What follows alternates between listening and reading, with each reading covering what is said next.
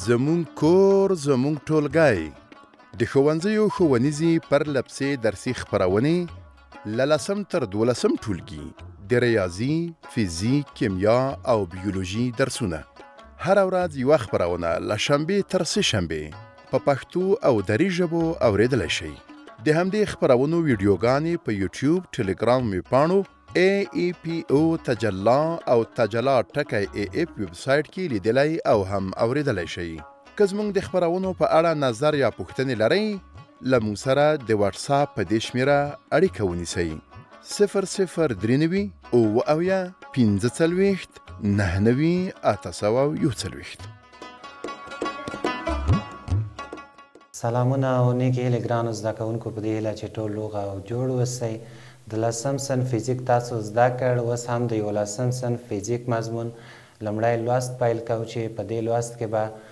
پیل له قوې څخه وکړو، ځکه د دې کتاب یا د 11م صنف د فزیک کتاب هغه مبحث یا پیل په قوې شوی ده. نو اصلا قوه څه ته وایي ګرانو زده کوونکو؟ په عامه ژبه که زه وایم هر هغه عامل یا سبب چې یو جسم په حالت کې تغییر راولي، یا هر هغه عامل چې د یو جسم په شکل کې تغییر راولي، هغې ته موږ قوه ویلی شو. او یو بل تعریف ورته هم داسې وایو چې هر هغه عامل چې متحرک جسم ساکن کړي او ساکن جسم متحرک کړي، دې ته موږ قوه ویلی شو. ګورئ، د قوې تاثیرات چې دي په دوه ډوله دي. د قوې تاثیرات په څو ډوله دي؟ دوه ډوله. یو د تماس حالت کې او یو د نه تماس حالت کې. تماس حالت په دې معنی چې مثلا یو جسم تاسو ټیله کوئ، له یو موقعیت نه بل موقعیت ته انتقالوئ، دا د قوې تاثیرات دي. او د نه تماس حالت چې دی مثلا هغه قوې دي چې هلته تماس ته ضرورت نشته. مثال په ډول برقي قوه ده، مقناطیسي قوه ده، دغه قوې دي چې هلته تماس ته ضرورت نشته. یا جاذبوي قوه ده. مثال په ډول تاسو دغه مارکر ته په نظر کې ونیسئ، که چېرته دغه مارکر موږ پرېږدو دا ځمکې خواته ځي که نه ځي؟ بلکل د ځمکې خواته ځي. علت یې څه دی؟ ځکه ځمکه په دې مارکر باندې د جاذبې قوه واردوي. نو اوس دغه مارکر آیا د ځمکې سره لمس حالت کې دی؟ آیا تماس حالت کې دی؟ نه، د ځمکې او د مارکر ترمنځ فاصله ده، خو بیا هم د ځمکې قوه تاثیر کوي، جاذبه تاثیر کوي. علت یې څه دی؟ چې ساحوي قوه ده. د جاذبې قوه ساحوي ده، د نه تماس په صورت کې هم کولی شي خپل تاثیرات وښیي. همدارنګه مثلا بل مثال مقناطیسي قوه ده، چې مثلا یو مقناطیس تاسو اوسپنې ته نږدې کوئ، نو دغه مقناطیس بدون د دې نه چې ټچ یا تماس کې شي کولی شي چې اوسپنه ځان ته کش کړي یا هم دفع کړي. نو دا ټول کومې قوې دي چې د نه تماس په صورت کې هم کولی شي خپل تاثیرات وښیي. او د تماس حالت خو مې درته وویل چې مثلا موږ یو جسم ټیله کوو، کش کوي، یا مثلا تاوو، دلته تماس ته ضرورت ده. او د دې مثال نه مثلا د عامله قوه ده، متقابله قوه ده، عکس العمل قوه شوه، استحقاق قوه ده. دا ټول د دې مثالونه دي. دلته موږ یو جسم لرو، د جسم کتله چې ده ام ده، صحیح ده. اوس دغه جسم غواړم له ا د نقطې نه بي نقطې ته انتقال کړم، نو په ده باندې یوه قوه واردوم په نوم د څه شي؟ اف. نو کله چې په دوی باندې د اف قوه وارده شي، دا جسم د ا د موقعیت نه کوم موقعیت ته ځي؟ بي موقعیت ته انتقال کوي. دغه قوه چې کله په دې جسم وارده کړو، دا قوه د جسم ته شتاب ورکوي. شتاب په دې معنی چې حرکت ورکوي، په سرعت کې ورته زیاتوالی راولي، او دا جسم له ا نقطې نه بي نقطې ته انتقال کوي. اوس دلته ام ثابت کمیت دی، یعنی تغییر نه کوي، ځکه کتله د جسم هماغه کتله ده، که د ا په موقعیت کې که د بي په موقعیت کې کتله بدلون نه کوي. فقط دلته تغییر چې کوي هغه قوه ده او شتاب دی، چې د دوی تغییر هم یو بل سره مستقیمه اړیکه لري. یعنې قوه د شتاب سره مستقیمه اړیکه لري. هر څومره چې قوه زیاتیږي هماغومره ورسره شتاب هم زیاتیږي، او برعکس څومره چې قوه کمه وي شتاب به هم کم وي. نو په دې اساس موږ لیکو چې اف مستقیمه اړیکه لري د ا سره، چې دلته موږ غواړو دا رابطه په مساوات بدله کړو. یو ثابت کمیت ضربه و چې کیږي اف مساوي ام ضرب ا، چې دا د قوې فرمول هم دی او د نیوټن دوهم قانون سره هم مطابقت لري، چې د نیوټن دوهم قانون هم همداسې یو قانون ده چې قوه جسم ته شتاب ورکوي او د قوې او د شتاب جهت سره برابر دي. اوس نو دغه فرمول شو د قوې لپاره، او دای تعریف هم کیدای شي. اوس راځو د قوې واحدونو ته ګران زده کوونکو، چې قوه په کومو واحدو اندازه کیږي، ځکه په فزیک کې هر جسم ځان ته کمیتونه لري د اندازه کولو، نو دې لپاره هم موږ واحدونه لرو. د قوې واحدونه چې دی یو ډاین دی چې ډاین په اصل کې له کومه ځایه کیږي ډاین په اصل کې دغه ام ضرب ا چې موږ ویلې ګرام ضرب سانتي متر پر سکند مربع چې دلته ګرام د کتلې واحد دی او سانتي متر پر سکند مربع هغه د شتاب واحد دی کله چې دواړه ضرب حالت کې ونیسو نو د دوی څخه څه جوړیږي ډاین جوړیږي اندی مکمل هم دې ته ډاین وایي ګرام ضرب سانتي متر پر سکند مربع دې ته ډاین ویلی شو او د دې ترڅنګ بل موږ لرو نیوټن نیوټن څه شی ده نیوټن یعنی کیلوګرام ضرب متر پر سکند مربع چې کیلوګرام چې دی کتله ده متر پر سکند مربع هم شتاب دی نو کیلوګرام ضرب متر پر سکند مربع دا د دوی څه شو واحد شو د قوې او دا واحد د دوی د څه په نامه یادیږي د نیوټن په نامه موږ یادولی شو نو تاسو دوه واحدونه زده کړل چې یو ډاین و او بل نیوټن و چې ډاین کوچنی واحد دی د قوې او نیوټن چې دی دا لوی دی او د دې نه هم بل واحد لرو هغه د سټین په نامه ده چې د سټین واحد څه رقم را جوړ شوی ده ولې ورته سټین نوم ایښی ده علت یې دا ده چې ام ضرب ا د فرمول په اساس ام په ځای ټن دی ضرب د شتاب پر ځای متر پر سکند مربع دی نو ټن ضرب متر پر سکند مربع دا هم د قوې واحد دی چې دې واحد ته موږ سټین ویلی شو او بل د دې ترڅنګ بیا موږ عملي واحدونه هم لرو چې دا اوس فعلا چې فرمول په اساس ما وویلې دې ته علمي واحدونه وایي او عملي واحدونه هم لري چې هغه کیلوګرام فورس دی ګرام فورس دی دا عملي واحدونه دي قوه د وکتور په حیث قوه د وکتور په حیث څه معنی یعنې موږ کولی شو چې قوه د یو وکتور په واسطه ترسیم کړو او د وکتور په واسطه یې وښیو چې د وکتور دلته موږ مبدا لرو او د هغې ترڅنګ انجام دی او د هغې ترڅنګ دلته طول لري د مبدا نه تر انجامه پورې او خپله وکتور یو جهت لرونکی قطع خط دی چې جهت لري انجام لري مبدا لري او طول و اندازه لري چې قوه هم موږ کولی شو د همدې په واسطه یې وښیو استاده زه یوه پوښتنه لرم ګران زده کوونکي پوښتنه به زه واخلم چې پوښتنه یې څه ده د قوې اصلي مفهوم له وکتور سره څه ده د ګران زده کوونکي پوښتنه دا ده چې د وکتور هغه اصلي مفهوم په قوې سره څه دی د قوې سره یې څه شی ده مفهوم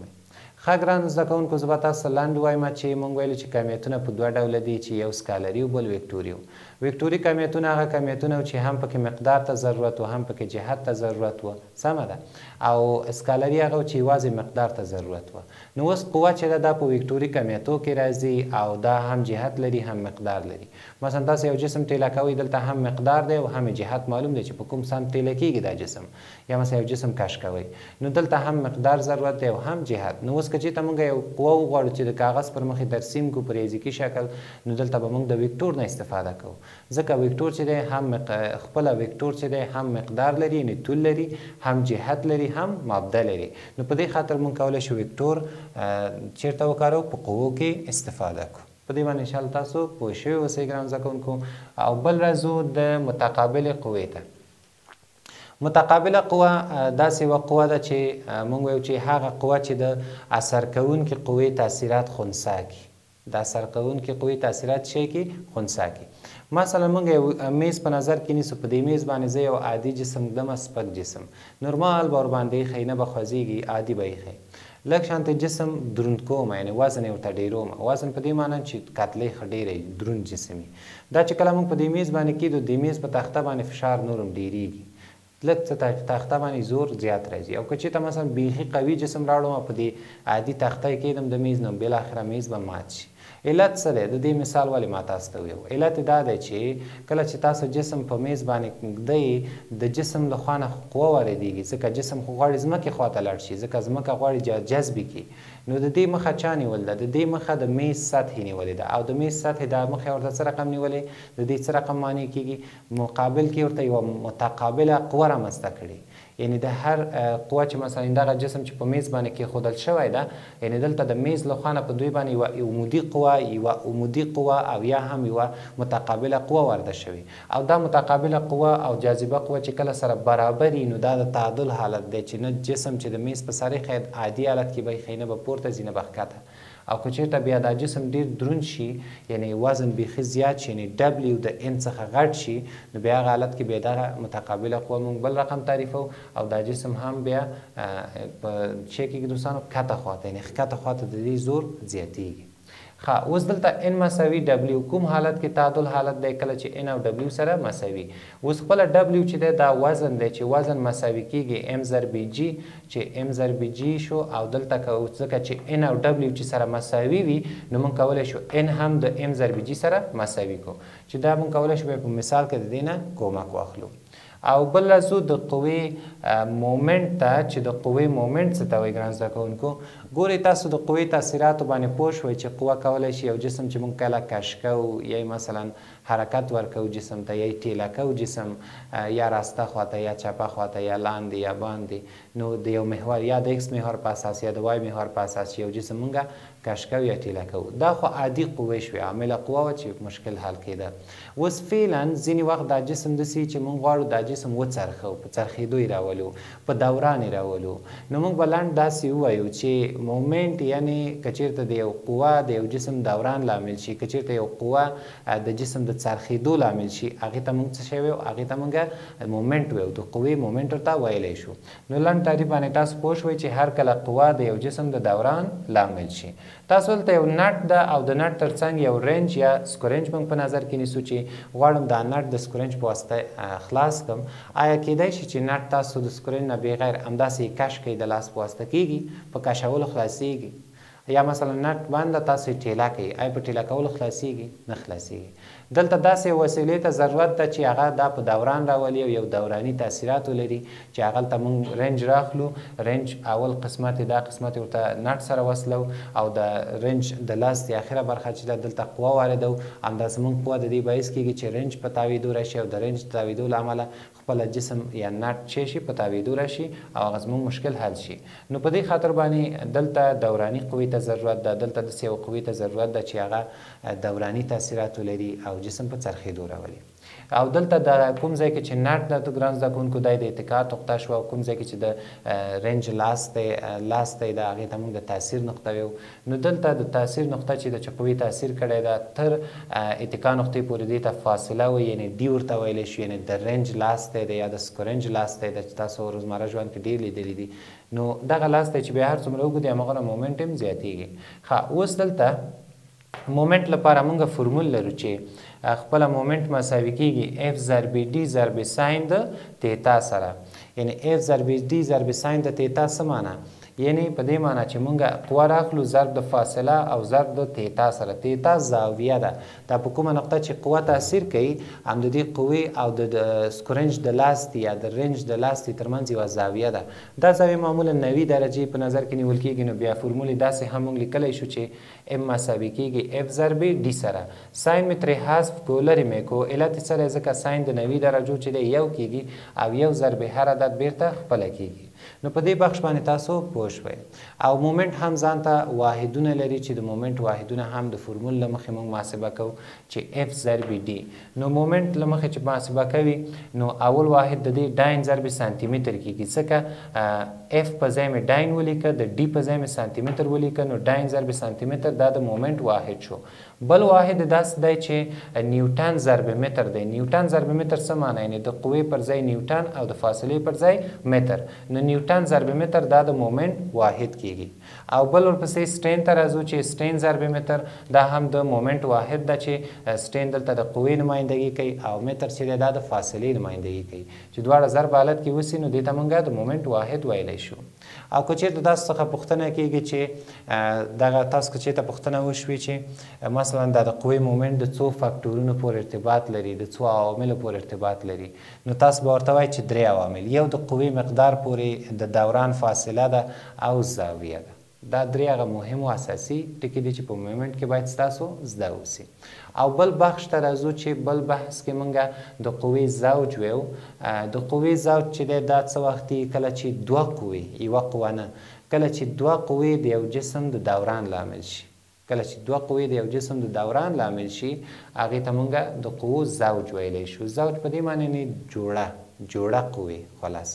جوړه قوې په دې معنی چې 2 قوې همزمان کولی شي یو جسم په څرخېدو راولي یوه قوه نه بلکې 2 قوې نو دې ته بیا موږ زوج د قوې ویلی شو او د قوې زوج چې دی د قوو زوج چې دی دا 3 مهم شرطونه لري چې په دې 3 مهم شرطونو کې یو قوې باید موازي وي باید موازی، یعنی د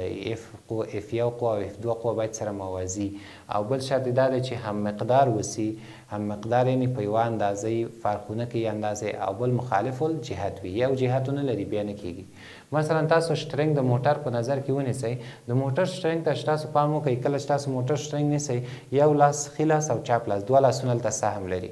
دا یو لاس چې پورته ځي دا بل ورسره ښکته راځي، نو دلته دوه قوې دي چې دا شټرنګ په تاویدو راولي، یعنی دلته زوج د قوې ده. او بل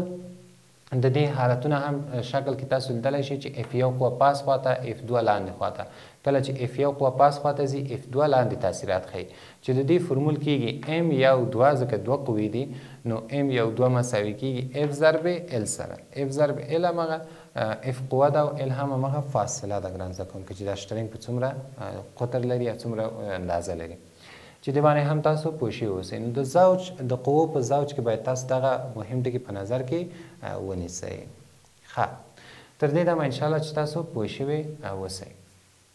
بل راځو تعادل ته. تعادل ګران زده کوونکو که چېرته موږ تعریف کړو، تعادل هر کله په یو جسم باندې افقي، عمودي او مومنټ ټولې قوې ورباندې صفر شي، یا هر کله په یو جسم باندې د افقي قوو، د عمودي قوو او همدارنګه د مومنټ مجموعه صفر شي، نو موږ وایو چې دا جسم تعادل حالت کې دی. د باندې باید تاسو پوه شئ. او بل دلته داسې هم دی، مثلا تعادل چې دی عموما تعادل تاسو ته وایم چې عموما دوه حالته لري، یو د ځوړند جسمونو تعادل دی، ځوړند یو شی چې ځوړند دی، او بل چې دی په ځمکه باندې په سطحه باندې د جسمونو تعادل دی.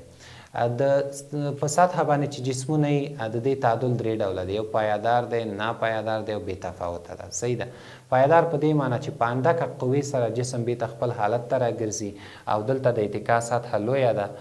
نو په دې خاطر باندې دې ته موږ چې ویو پایدار تعادل ویو، چې د شکل کې تاسو لیدلی شئ. ناپایدار په دې معنی چې د اتکا سطحه ډیره کوچنۍ ده او د هغې تر څنګ په اندکه قوې سره دا خپل حالت نه بهر کیږي او بیرته خپل اول حالت ته نه راګرځي، دا هم ناپایدار تعادل دی. چې تاسو دلته وګورئ دغه جسم په دې یوه نقطه کې ولاړ ده، که اندکه ټکان هم ورکړي دا پریوځي او بیرته بیا خپل حالت ته نه راګرځي. او بې تفاوته مثلا تاسو توپ په نظر کې ونیسئ، د فوټبال توپ په نظر کې ونیسئ، که چېرته مثلا تاسو توپ په نظر کې ونیسئ، هر څومره چې پې قوه ور دی دا خپل حالت همغه ساتي، یعنې بې تفاوته دی، په هر حالت کې کولی شي چې خپل اتکا نقطه وساتي. نو دا د سطحې پر مخ و چې تاسو شکلونه لیدلی شئ. او که چېرته مثلا د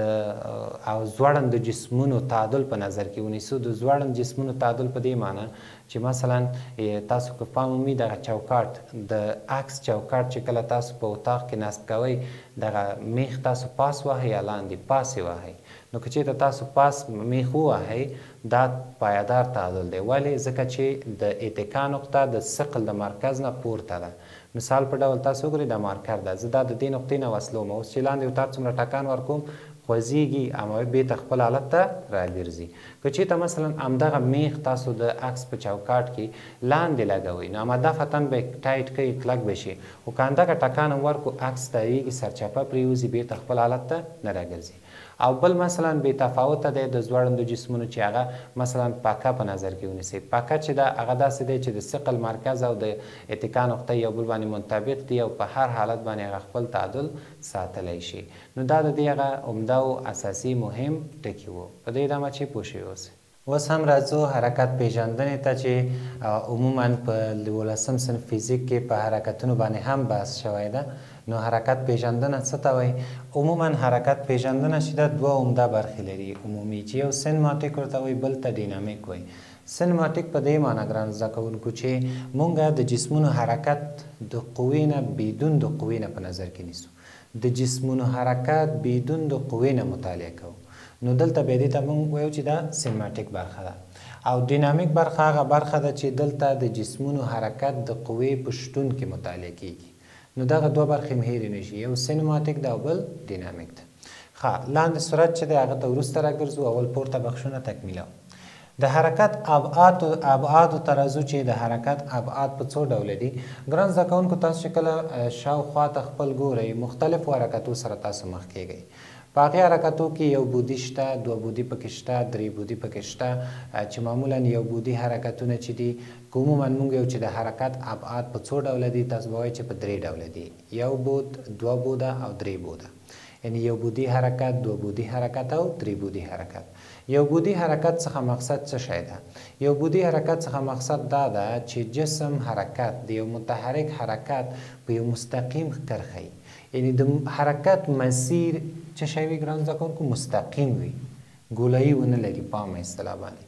په مستقیم خط باندې متحرک خپل حرکت ته ادامه ورکړي. مثال یو ریل ده یا مثلا موټر ده په یو سړک باندې مستقیم حرکت ته ادامه ورکړي، دې ته وایي مستقیم الخط حرکت یا یو بودی حرکت. یا که مثلا د ریاضي له اړخه موږ وایو یعنی هغه حرکت چې یا د ایکس محور په اساس ترسره شي یا د وای محور، یعنی یوازې یو محور پکې رول لري، یعنی دا فاصله یوازې د یو محور په اساس زیات او کم شي. دې ته موږ یو بودی حرکت ویلی شو یا یو بود ویلی شو. چې د دې مثال نه مثلا د موټر حرکت په مستقیم خط باندې یا مثلا د ریل حرکت د دې مثالونه دي. او بل راځو ګران زده کوونکو 2 بودی ته چې 2 بودی په دې معنی چې دلته د حرکت په 2 جهاتو دی. حرکت په څو مسیرو ترسره کیږي؟ په 2 مسیرونه. د حرکت لپاره 2 بوده دي، 2 جهات دي. او د دې بل تعریف داسې ویلی شو چې 2 بودی حرکت هغه حرکت ده چې هم ایکس محور او هم وای محور د دواړو محورونو په اساس دا ترسره کیږي، یعنې دلته دواړه محورونه رول لري. او د دې مثالونه هم زه تاسو ته وایم چې دلته ما تاسو ته لاندې ټکي لیکلي دي چې حرکت چې په 2 جهتو کې وي هغې ته 2 بودی حرکت وایي، او دا حرکت د ایکس و وای پر اساس چې کېږي ترسره کېږي. البته دلته متوجه اوسئ چې دلته مستقیم مسیر دی، دلته یوه سطحه ده. سطحه په څه معنا؟ د دې ښه مثال مثلا د افرادو یا د انسانانو حرکت دی. تاسو کله بهر وځئ او وګورئ چې انسانان مثلا په مختلفو جهتونو حرکت ته خپل ادامه ورکوي. یو شخص دی مثلا شرق خواته روان دی، بل غرب خواته روان دی. دغه مختلفو جهتونو باندې حرکت دا په اصل کې حرکت په سطحه باندې شو. او دا څو بودی دی؟ 2 بودی دی ګران زده کوونکو، ځکه چې هم ایکس دلته په نظر کې نیول کېږي او هم د وای محور په نظر کې نیول کېږي. نو دې ته 2 بودی حرکت موږ ویلی شو. د دې ترڅنګ موږ 3 بودی حرکت لرو چې 3 بودی حرکت په دې معنی چې حرکت په 3 جهتونو کې ترسره کېږي. یعنې دلته د حرکت لپاره 3 مسیرې دي، د حرکت لپاره 3 محورونه دي، ایکس وای زیډ 3 محورونه. او دلته چې مثلا یو جسم 3 بودی حرکت ترسره کوي، هم د ایکس فاصله په نظر کې نیول کېږي، هم د وای فاصله او هم د زیډ فاصله په نظر کې نیول کېږي. مثال زه تاسو ته وایم د طیارې حرکت. طیاره چې کله مثلا نوی پرواز کوي دا په سطحه باندې روانه وي، مثلا پرواز کوي په هوا کې. په هوا کې چې کله دا پرواز کوي ګران زده کوونکو، دغه هوا کې د دې پرواز دا دلته 3 بوده دي په اصطلاح. څو بوده؟ 3 بوده. یعنی هم عرض، هم طول، هم ارتفاع، هر څه لري. یعنی په هر طرف چې دا حرکت کوي دا 3 محور هلته په نظر کې نیول کېږي چې ایکس وای او زیډ محورونه دي. یا مثلا د یو مچ حرکت په نظر کې نیسو چې مثلا پرواز کوي، یا د یوې پروانې حرکت په نظر کې نیسو. دا هغه حرکتونه دي چې دې ته موږ 3 بودی ویلی شو. څو بودی ګران زده کوونکو؟ 3 بودی ورته ویلی شو چې دې مثالونه هم ما تاسو ته تشریح کړل. او ګران زده کوونکو یو پوښتنه چې د ټولنیزو شبکو د لارې له موږ سره مطرح شوې، البته پوښتنې د ټولنیزو شبکو د لارې ډېرې مطرح کېږي، خو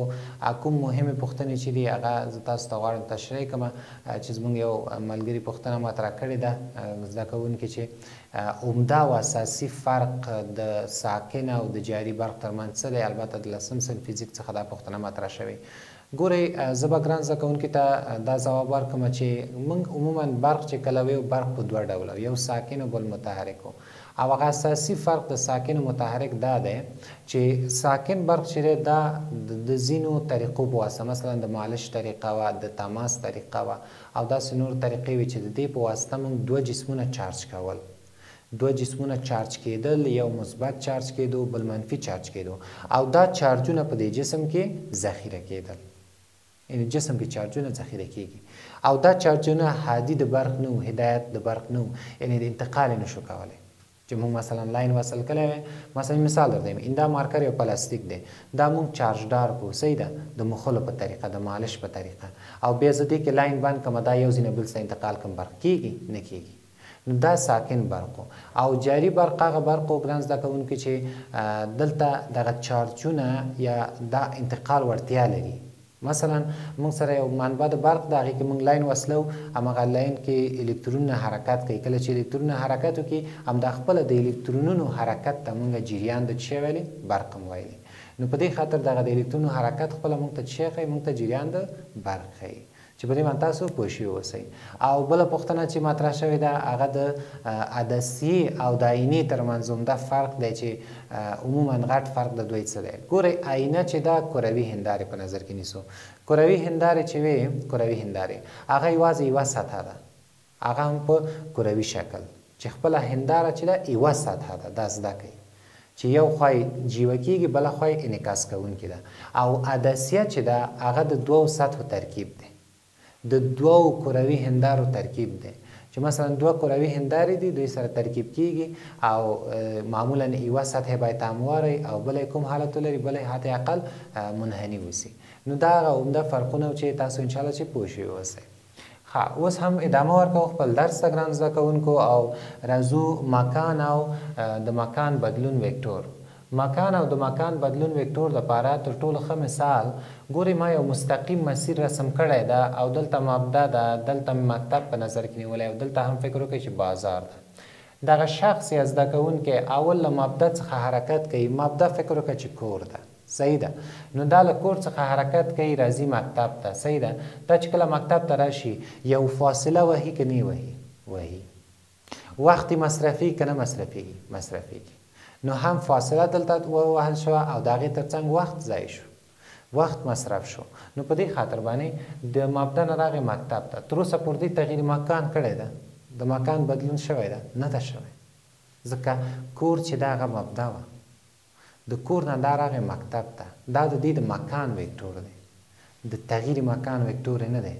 ځکه دا همغه اول موقعیت ته راغلی ده اوس که چیرته دا د مکتب نه حرکت وکړي بازار ته راشي نو اصل کې خو دا په کور کې و کور نه راغی مکتب ته یعنې شروع د مکان یې دلته وشوه او بیا چې کله له مکتب نه دا بازار ته لاړو یعنې دلته دا دویم موقعیت ته لاړو چې دلته هم فاصله طی شوې ده او د هغې تر څنګ هم وخت تیر شوی ده نو اوس دلته موږ ویو چې دلته د مکان بدلون وکتور به کوم یې وي آیا د مبدا نه تر بازاره پورې آیا دا د مکان بدلون دی نه د مکان بدلون دی هغه خاص د مکان وکتور دی یا آیا د کور نه تر مکتبه پورې آیا دا د مکان بدلون وکتور دی نه دی دا هم یوازې د مکان وکتور دی یوازې مکان بدلون نه تغییر مکان نه یا تغییر موقعیت نه تغییر مکان دلته دی د مکتب نه تر بازاره پورې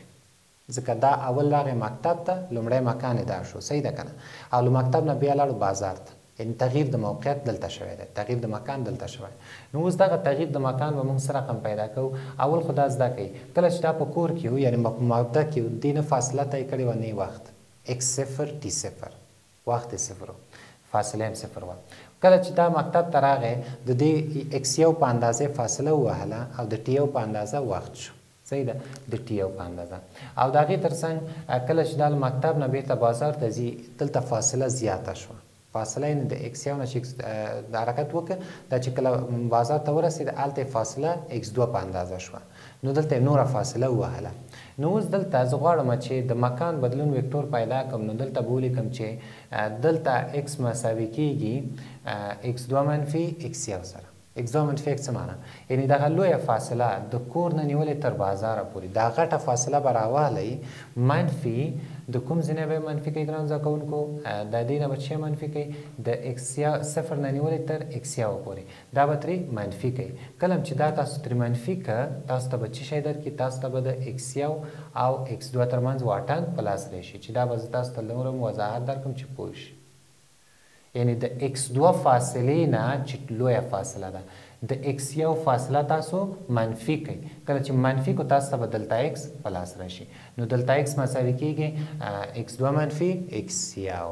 دا د دې هغه فرمول ده په دې فرمول کې ډېر اسان مثالونه تاسو ته راځي چې مثلا موږ ته وایي چې یو متحرک اوله فاصله یې وه منفي 10 متره صحیح ده او بله چې وه منفي 10 متره علامې دلته فقط د جهت مطلب لري چې دا انشاءالله په راتلونکو درسو کې تاسو ته تشریح کوم او دلته ایکس وایي تاسو پیدا کړئ دلته ایکس مساوي کېږي ایکس دوه منفي ایکس یو اوس ایکس دوه په ځای لیکمه منفي 10 منفي په فرمول کې ده ایکس یو په ځای لیکمه ایکس دوه منفي ایکس یو x2 په ځای ما ولیکل -10 او د x1 پر ځای مې ولیکل -10 او قوس مې په دې ونیو ځکه چې یو منفي په فرمول کې ده او یو دا عنصر لري منفي منفي کې مثبت کیږي نو په دې خاطر دلته مې منفي ونیوله. اوس -10 او -10 علامه د غټ نه نیسو کیږي مثبت 20 متره. دا د دې د تغییر مکان یا د تغییر موقعیت وکتور ما تاسو ته محاسبه کړو. اوس هم راځو ګران زده کوونکو یو بل ډیر مهم بحث ده چې هغه سرعت دی. سرعت په دې معنی چې سرعت چې دی اصلا یو وکتوري کمیت دی. سرعت اصلا یو وکتوري کمیت ده او دې ته موږ په انګلیسي اصطلاح کې وایو ویلاسیټي ورته وایي. زیاتره که تاسو لیدلي په کتابو کې زیاتره ځای کې د سرعت لپاره د وي حرف کاروي علت دا دی ته ویلاسیټي وایي. نو دلته سرعت یو وکتوري کمیت دی او تغییر موقعیت نظر وخت نظر د وخت بدلون ته یعنی د جسم چې کومه فاصله وهي فاصله به تاسو راوالی په وخت به تقسیم کوي دې ته به چې شوی دته سرعت ویلی شو. او بل وی مساوي کېږي دلته x پر دلته t او یا خلاص موږ لیکلی شو چې وی مساوي کېږي x پر چی سره t سره x پر t په دې شکل موږ کولی شو دا ولیکو. ښه په دې باندې انشاءالله تاسو پوه شوي اوسئ. اوس دلته راځو د دې بحث باندې پوه شوئ. وکتوري کمیت نه مې هدف دا ده چې کله موږ سرعت په نظر کې نیسو سرعت کې هم جهت پکار ده او هم مقدار پکار ده خو کله بله موضوع موږ په نظر کې ونیسو هغه د سپیډ یا تیزي ده چې سپیډ یا تیزي چې ده دا یو سکالري کمیت دی. سکالري په دې معنی فقط مقدار پکار دی او دلته وهل شوی واټن نظر وخت ته دی. دلته فاصله به رالی په وخت به یې تقسیموئ خو دلته خبره دا ده چې جهت به په نظر کې نه نیسئ. د تیزي او د سرعت فرق هم دلته ده چې یو کې جهت په نظر کې نیول کېږي او بل کې نه نیول کېږي. او د دې فرمول د اس مساوي کېږي d پر t اس مساوي کېږي x پر t سره. صحیح ده. نو دغه موضوع باید تاسو په نظر کې ونیسئ. او بل راځو واحدونو ته. د دې واحد چې دی هم متر پر سکند دی او د دې ترڅنګ د سرعت واحد چې دی هغه هم متر پر سکند دی. استاد زه پوښتنه لرم. ګران زده کوونکي ته پوښتنه پیدا شوې پوښتنه به یې واخلو چې څه وایي. د سرعت لپاره نور واحدونه شتون لري که یا؟ ګران زده کوونکي وایي چې د سرعت لپاره نور واحدونه شته دی. بالکل شته دی. تنها متر پر سکند نه دی بلکې موږ کولی شو چې سانتي متر پر سکند ولرو. د هغې ترڅنګ موږ د لوی واحدونه مثال کیلومتر پر هاور ولرو. یعنې مختلف واحدونه دي چې بیا د دې استفادې فرق کوي. مثلا کله چې د موټر سرعت موږ اندازه کوو لوی واټنو کې بیا هلته موږ وایو چې موټر سرعت موږ په متر پر سکند هم اندازه کوو او بیا وایو چې مثلا دومره کیلومتر پر هاور. کیلومتر یعنی کیلومتر په اساس ځکه متر واړه فاصله ده او کیلومتر چې شي یعنی زر یو کیلومتر زموږ زر متره کېږي بیا هلته زر متره حسابېږي نظر ساعت ته نظر هاور یا ساعت ته داسې کولی شو. خو بیا داسې ده چې ګران زده کوونکو داسې ده چې بیا دغه د سرعت لپاره یا د تیزي لپاره